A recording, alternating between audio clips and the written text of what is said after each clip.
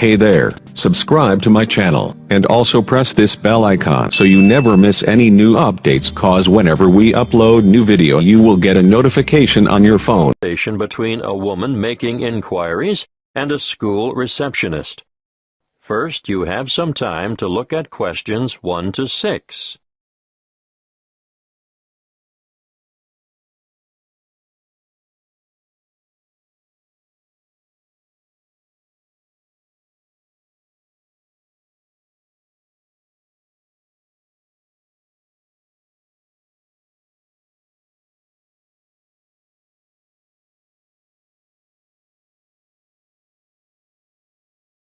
You will see that there is an example that has been done for you. On this occasion, only the conversation relating to this will be played first. Good afternoon, Estelle speaking. What can I do for you? I was told that the school holds, adult education classes? Yes, it does. We run 7 a week, 3 on Tuesdays and Thursdays, and 1 on Wednesdays.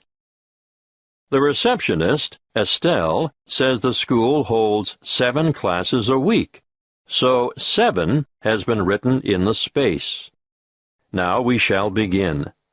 You should answer the questions as you listen, because you will not hear the recording a second time.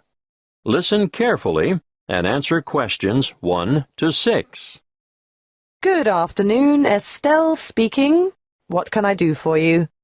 I was told that the school holds, adult education classes? Yes, it does. We run 7 a week, 3 on Tuesdays and Thursdays, and 1 on Wednesdays. Are they all evening classes? No. Because of the number of people who work shifts these days, we've found there's quite a demand for day classes as well. Well, I don't work, and I really want to get out and meet people, so daytime or evening would suit me. What is it you're particularly interested in? Oh, anything really. Okay. On Tuesdays, we have a writing workshop for those people who've always longed to write but are hesitant about putting pen to paper. It's an evening class and runs from 6 to 7:30, but there is a restriction on numbers. Oh! Yes. The tutor has advised us to restrict participants to a maximum of 10 per session, so I'll have to check and let you know if there is room for you. Thank you. Also, on Tuesdays, there is a book club designed for older adults looking to be inspired, to learn and share insights with one another. Are there any restrictions on that? Not really, but you'd have to be able to read the prescribed book each week. You have to read set books, do you? Yes, and keep up with the others by finishing 1 a week. I understand. What else do you have? There's a history group on Tuesdays as well, run by a researcher and historian who provides a fascinating glimpse for you into the lives and society around this area 100 years ago. I don't think so. Well, what about Scrabble Club on Wednesday? It's extremely popular, you know. Sounds good. What time? 2 to 3:30 in the afternoon. Yes. I think I could manage that. Well, if you like Scrabble, you might like to join the chess night on Thursday evenings. It's more for serious players, though. Unfortunately, I don't play chess. Would you be interested in cake decorating? Well, I do enjoy baking from time to time. Have you thought about decorated cakes, though? You know, they make a wonderful focal point of any special celebration. Maybe not. Before you hear the rest of the conversation, you have some time to look at questions 7 to 10.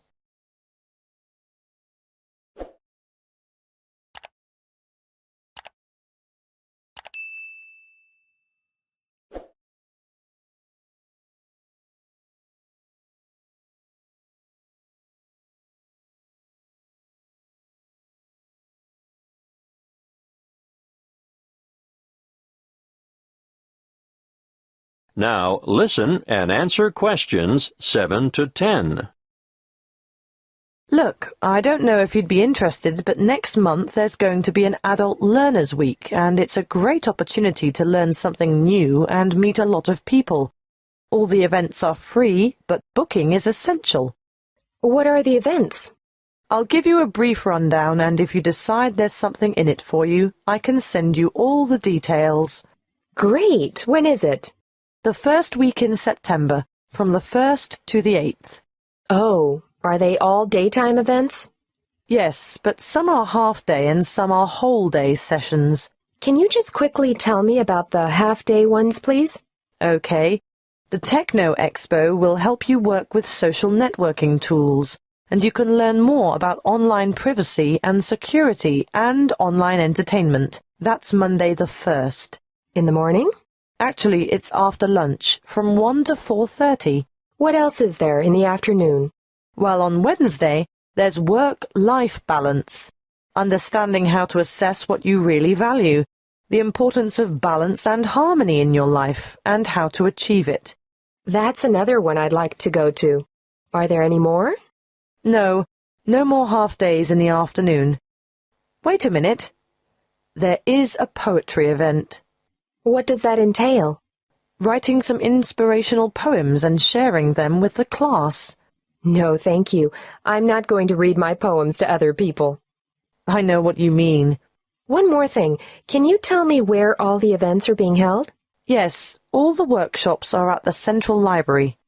Oh, good. That's handy. That is the end of Section 1. You now have half a minute to check your answers.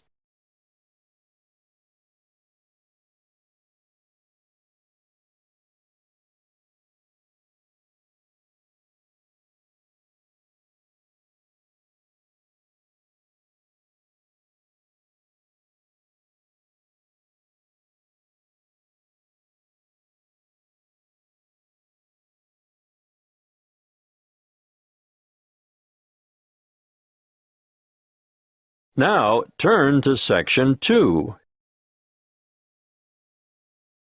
Section 2. You will hear a parent educator talking about childhood accidents. First, you have some time to look at questions 11 to 16.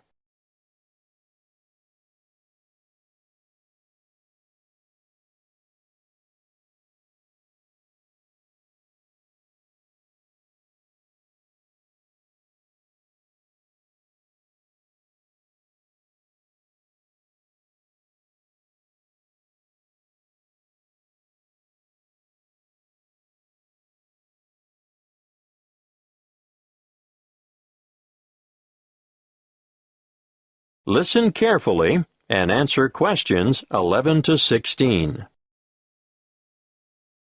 I'm sure you are all aware that babies, infants, and children are exposed to an enormous number of potentially serious accidents all the time. Accidents where vehicles are involved are always awful, but particularly so when children are injured. Now, of course, most should never happen, but unfortunately, the casualty lists increase every year.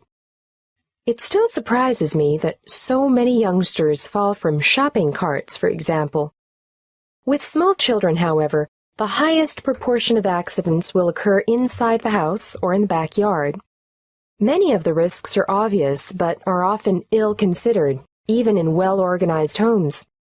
Older children are exposed to a greater number, for they are also open to the hazards of the adult world.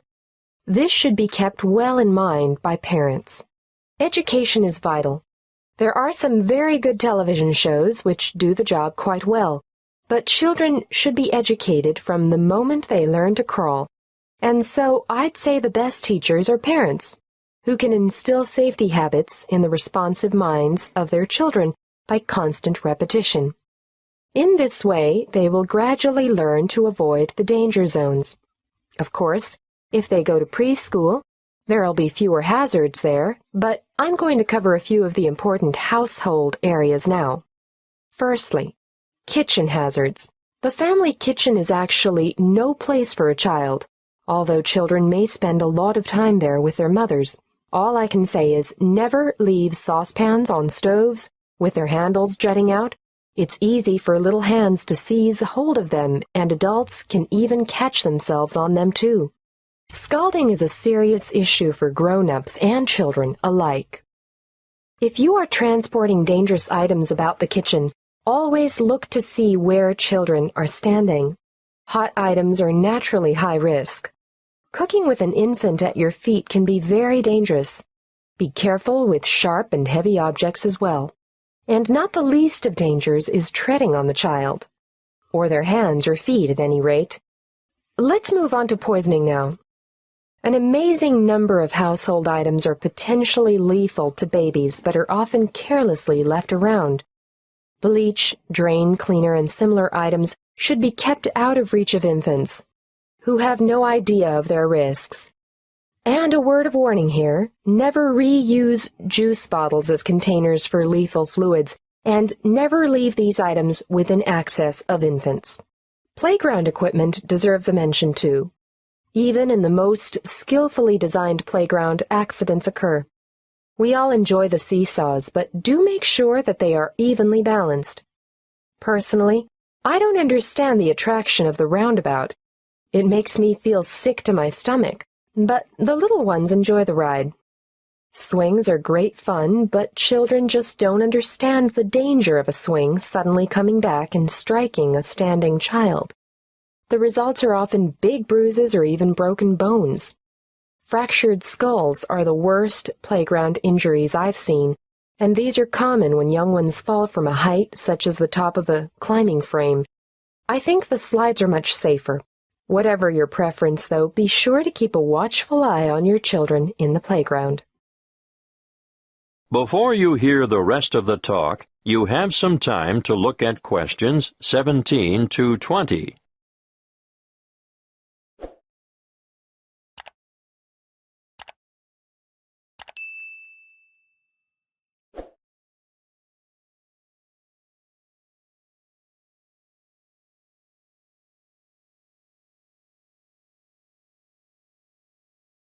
Now listen and answer questions 17 to 20. We're up to bath time now. You know that you should never leave a baby alone in a bath, because it's possible for babies to drown in a few centimeters of water. But how many of you have been tempted to go and grab the phone when it rings? My advice to you is to let it ring. And remember when you're filling the bath to put cold water in before the hot to prevent severe scalding, in case baby climbs in before it's ready. Moving on to electrical dangers, first of all, power points. These have a fascination for toddlers, and they'll shove things into the holes like hairpins, nails, screwdrivers, you name it. Points should always be fitted with protective plugs to prevent this. Teach children to respect all electrical appliances because they are all potential hazards. Do I need to mention cigarettes? Unfortunately, I still see parents smoking in spaces where their children have to inhale the cigarette smoke. We all know the dangers of secondhand smoke. But even leaving a packet of cigarettes within reach is dangerous because eating just one cigarette may poison a small child. If quitting the habit is too difficult, please ensure all tobacco products are kept out of reach and smoke outside. Lastly, given our cold winters, I need to warn you about heating systems. Open fires and heaters must be covered by protective devices.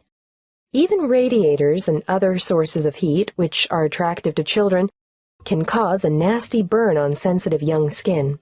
Remember, there is never a good time to leave infants by themselves in a room where there is an unprotected source of heat. That is the end of Section 2. You now have half a minute to check your answers.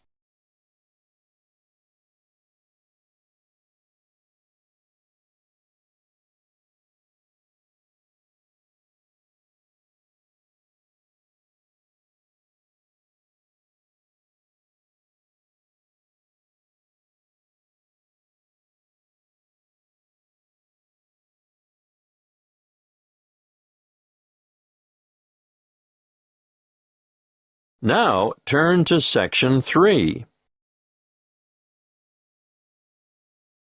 Section 3. You will hear a conversation between two students discussing an assignment. First, you have some time to look at questions 21 to 26.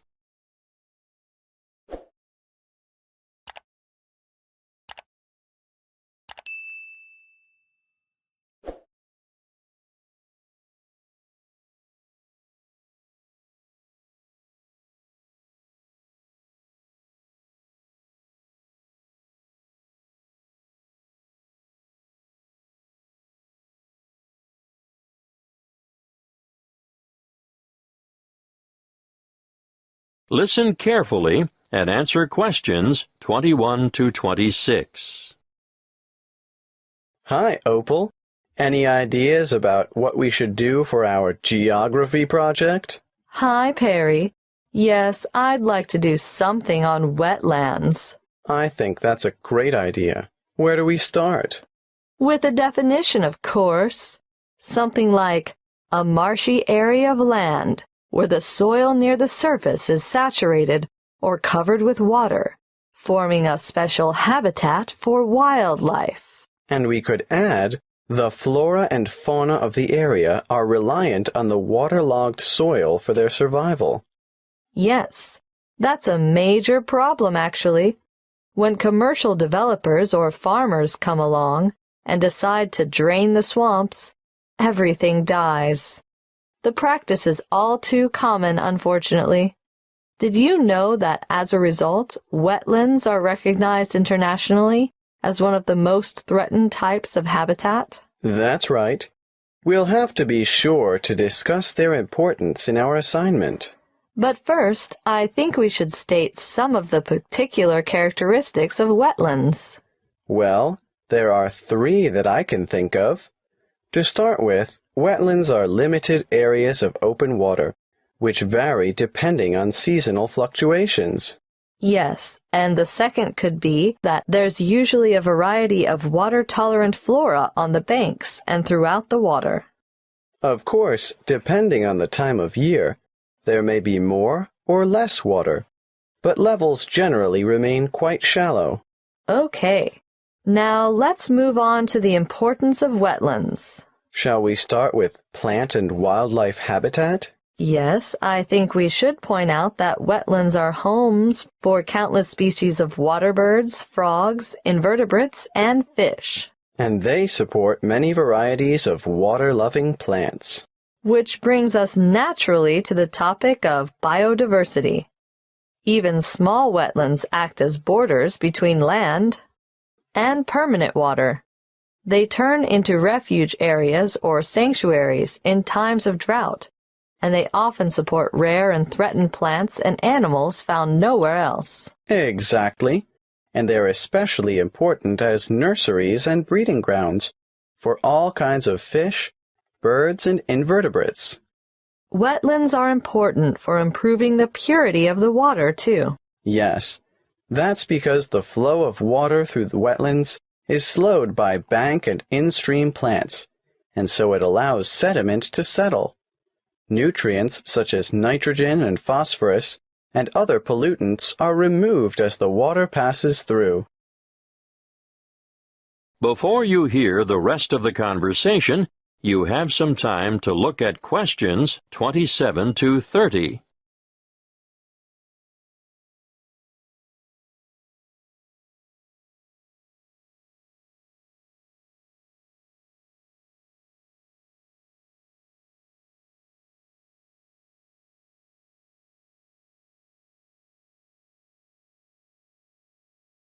Now listen and answer questions 27 to 30. Okay, at this point, I think we should look at mangroves. They're important for nutrient removal. I think nutrient recycling is more accurate, and biological productivity, because wetlands are really very productive ecosystems. Should we do a food web then? We should do a diagram of some sort showing the importance of mangrove trees, but maybe not a food chain. How about you explain it while I try and sketch it? Right. Well, let's start with the mangrove trees. They're very special because of their aerial roots that allow them to breathe even when the tide is high and their roots are underwater. They can live in salt water, and the salt enters through the roots, travels up to the older leaves, and then these die and drop back into the water. A unique feature of mangroves is their ability to develop leaves on their seeds while they're still on the tree, and the seedlings drop down, planting themselves directly into the mud underneath. Got that. What happens to those older leaves that fall? The fallen leaves, or litter, decay in the water and form a rich mud that feeds bacteria, worms, and small crustaceans. You mean things like prawns and crabs feed on the decomposed leaf? Yes, and even little fish do as well. And bigger fish feed on them? Eventually, the remaining organic matter, which is now just very tiny particles, is taken up through the root system, providing nourishment for the mangrove trees. And the cycle begins all over again. Yes, that's exactly it. That's what we'll call it, the nutrient cycle of mangrove litter. Great. I'll go home and work on this, and we'll meet again tomorrow. Okay, see you then. That is the end of Section 3. You now have half a minute to check your answers.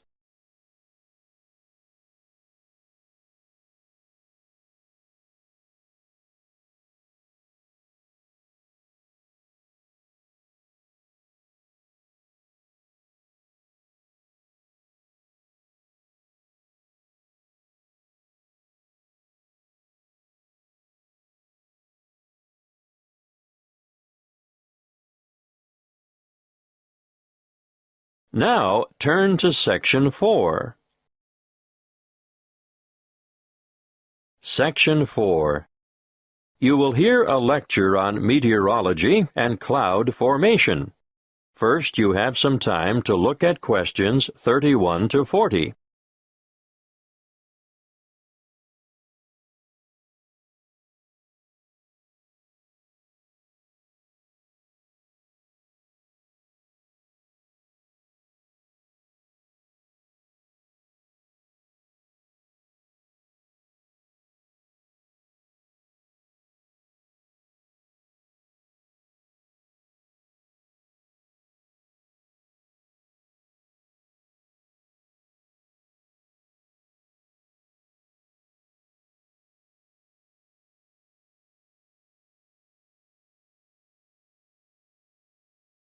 Listen carefully and answer questions 31 to 40.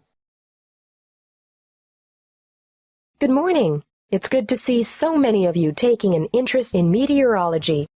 As you are all newcomers to the topic, let's keep it simple to start with.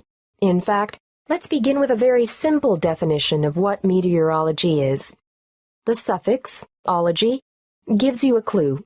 At least you can all guess that it is the study of something. Meteorology is in fact the scientific study of all changes in the atmosphere, essential for forecasting the weather, of course. And you all know what weather is, right?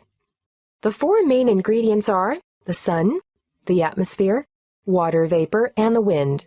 They all come together, disseminating heat from the sun around the globe and making clouds in the layer of the atmosphere directly above the ground, which is called the troposphere. Look up into the sky, and on almost any day of the year, you'll see clouds. Clouds form when water that has evaporated from the surface of the earth condenses onto microscopic dust particles, or other particles, floating in the air. Cloud formation takes different shapes, and they mostly get their names from Latin roots. Now, let's look at the five most basic. We'll start with cumulus, which is a low cloud with a white, puffy appearance, and most often composed of water droplets. It gets its name from cumulo, meaning heap, for its typical piled-up appearance. Now let's move on to stratus, from strato, meaning layer. These are the gray, horizontal ones, often with a flat base, that you see on an overcast day, and they too are mostly made up of water droplets. At this point, I should mention fog, which you probably don't even think of as clouds, but fog consists of very low-stratus, ground-hugging clouds. The high-altitude cirrus cloud, on the other hand, is mostly made of ice crystals and appears wispy and thin, almost hair-like in fact. That's where they get their name, from the word cirro, meaning wisp of hair. They are generally fair-weather clouds. Not so the cumulonimbus, the tallest of all clouds. They extend way up into the troposphere, and these are the ones that produce lightning, thunder, heavy rain, strong winds, and tornadoes. Beware the cumulonimbus.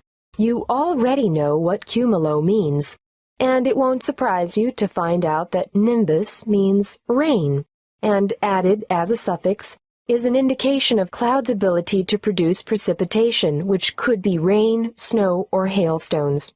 As this course progresses, you'll learn a lot more about cloud types, but before I finish today, I want to go back to something I mentioned before, dust. It is generally accepted that when water vapor ascends in the process of cloud formation, it condenses onto dust particles. So it was assumed large dust particles would produce larger droplets and enhance the formation of rain. However, recent research has shown the opposite to be true. Droplet size increases the farther the clouds are from dust-filled air. More dust reaching rain clouds produces less rainfall. Scientists have shown that as more and more dust enters a rain cloud, the same amount of water becomes spread out. The resulting smaller water droplets scatter instead of combining and growing large enough to make up raindrops. This study shows that higher dust frequency is not inevitably the result of diminished rainfall, but rather its cause. Therefore, loss of topsoil from overgrazing, overcultivation, or bad livestock management in areas neighboring deserts will contribute to the continuing expansion of those arid regions. Your assignment for this week will be to read up on this research and write a report on how dust from damaged land may exacerbate drought conditions and lead to further desertification of arid areas. In other words, how land use has an impact on climate change. That is the end of Section 4. You now have half a minute to check your answers.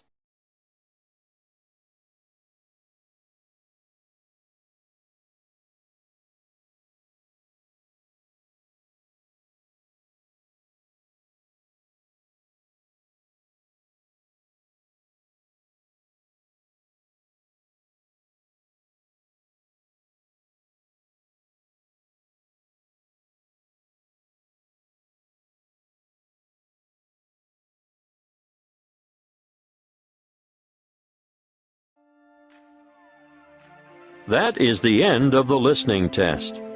You now have 10 minutes to transfer your answers to the listening answer sheet.